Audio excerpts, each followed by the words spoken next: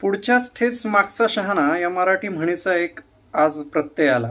अमेरिकेनं बघा ज्यावेळेस H1B व्हिसावर आपला सगळ्यात मोठ्या पद्धतीनं फीज वाढवली, आता त्याचा एक फायदा घेत जे बुद्धिवंत लोक आहेत, जे सायन्स आणि टेक्नॉलॉजीमध्ये इनोव्हेशन्स करू पाहत आहेत, त्यांना आपल्याकडे खेचण्यासाठी चायनानं गेल्या काही तासांपूर्वी K1 व्हिसा ही एक नवी कॅटेगरी सुरू केली. याच्यामध्ये जी बुद्धिवंत माणसं आहेत, जी बुद्धिवान तरुण आहेत, ज्यांच्याकडे इनोव्हेशन आहे, ज्यांच्याकडे काहीतरी तंत्रज्ञानात प्रगती करण्याचं साधन आहे किंवा काहीतरी ते करू शकतात, अशा लोकांसाठी त्यांनी आता ही संधी खुली केली आहे.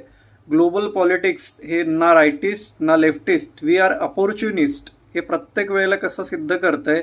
जग बदलतंय आणि त्या बदलाबरोबर नवनवीन राष्ट्र कसे नवे पार्टनर शोधत आहेत, अमेरिका कशा जवळच्याच राष्ट्रांवर बॉम्ब टाकतोय, म्हणजे कशा पद्धतीनं त्यांना टेरिफचा गिफ्ट देतोय. H1B व्हिसावर त्यांनी आता मोठ्या प्रमाणावर फीज आकारली आहे. आता मला वाटतं वेगवेगळ्या जिओ पॉलिटिक्समध्ये नवीन पार्टनर रूढ होताना भारत हा किती मोठ्या प्रमाणावर ग्लोबल सेंटरला असू शकतो हे फार महत्त्वाचं आहे. कारण भारतातला यंग क्राऊड हा चायनाकडे जाऊ शकतो आणि काही दिवसांपूर्वीच रशिया, चायना आणि भारत या तिघांचं रियुनियन झालेलं आपल्याला दिसतं, ज्याला आपण रिक म्हणतो.